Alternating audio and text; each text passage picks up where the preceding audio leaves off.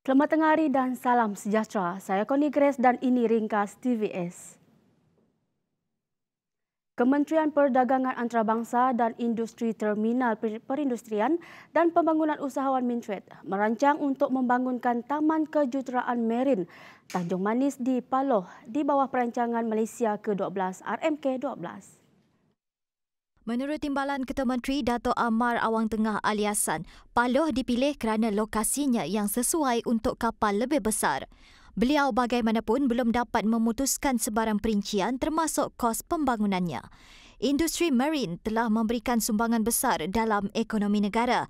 Berdasarkan statistik, industri marin telah menghasilkan ekspor bernilai RM279 juta pada tahun 2018, RM349 juta pada tahun 2019 dan RM168 juta hingga Oktober 2020.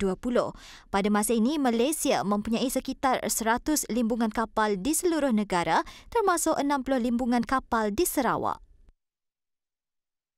Bertujuan meringankan beban para petani di negeri ini, seramai 118 petani dari zon Rengkawan Simunjan telah menerima bantuan daripada Kerajaan Sarawak. Menurut Ahli Dewan Undangan Negeri Adun Simunjan Auladris, bantuan itu diagihkan menerusi Jabatan Pertanian Negeri Sarawak dan merupakan salah satu inisiatif kerajaan negeri untuk meringankan beban para petani membeli barangan pertanian. Jelasnya, ia sebenarnya bantuan bagi tahun 2019, namun terpaksa ditangguhkan susulan wabak COVID-19. Untuk bantuan tahun 2020 pula katanya, ia akan diagihkan pada tahun depan.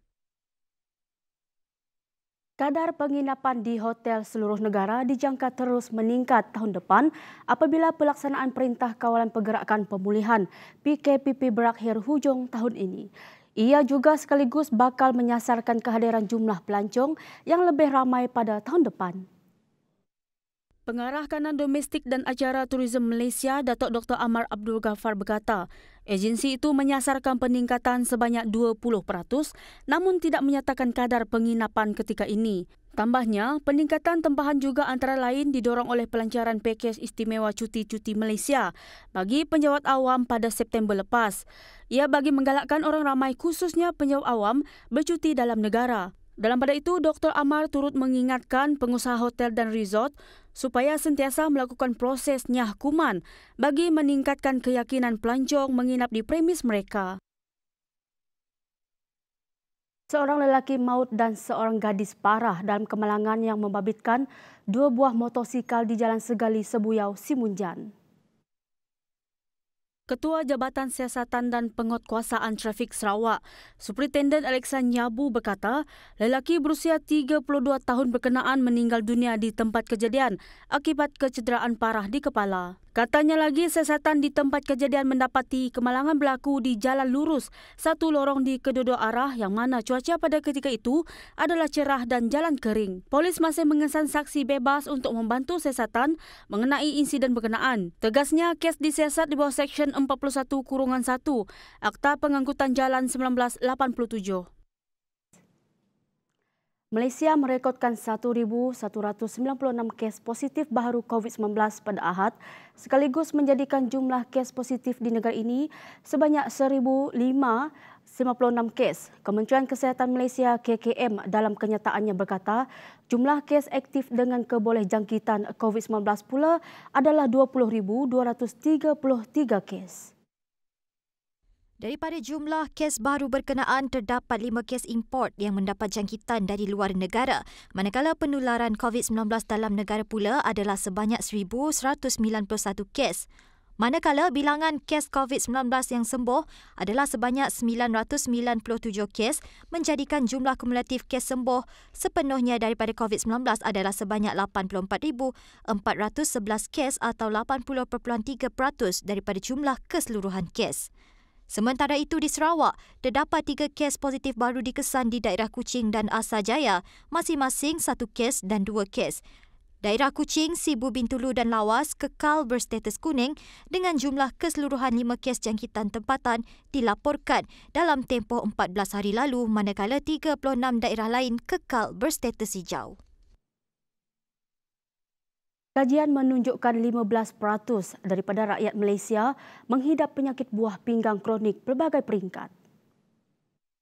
Ketua Pengarah Kesihatan Tan Sri Dr. Nur Hisham Abdullah berkata, kadar tersebut adalah sangat membimbangkan kerana kebanyakan daripada pesakit tidak sedar bahawa mereka menghidap penyakit itu. Beliau bagaimanapun tidak memperincikan kajian berkenaan seperti tempoh maupun pihak yang telah menjalankan kajian itu, namun berharap agar tahap kesedaran masyarakat mengenai penyakit itu turut dititik beratkan. Dua lelaki warga Indonesia yang didapati positif COVID-19 pada Rabu dipercayai melarikan diri dan sehingga kini masih tidak dapat dikesan. Susulan itu, Jabatan Kesihatan Negeri dan Unit Keselamatan dan Penguatkuasaan Sarawak kini giat mengesan keberadaan dua lelaki terbabit. Menurut Sekretariat Jawatankuasa Pengurusan Bencana Negeri JPBN Sarawak, dua lelaki itu menjalani ujian saringan COVID-19 selepas ditawarkan pekerjaan di daerah Asajaya.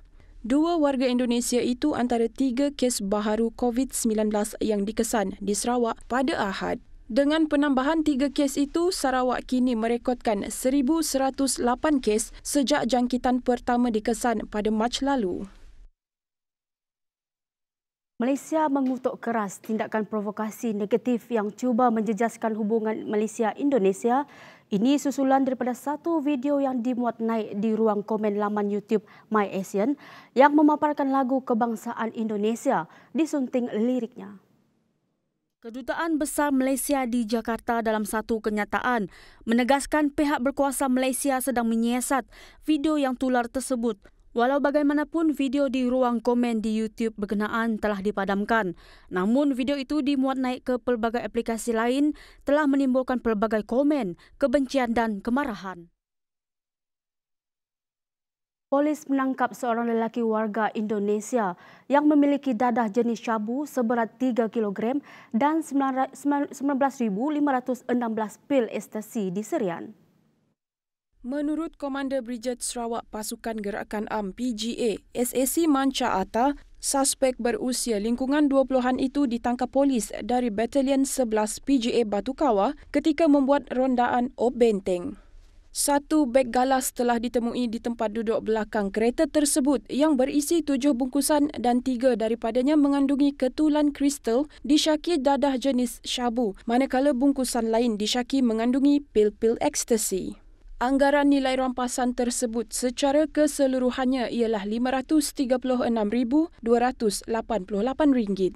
Kes disiasat di bawah Seksyen 39B Akta Dadah Berbahaya 1952.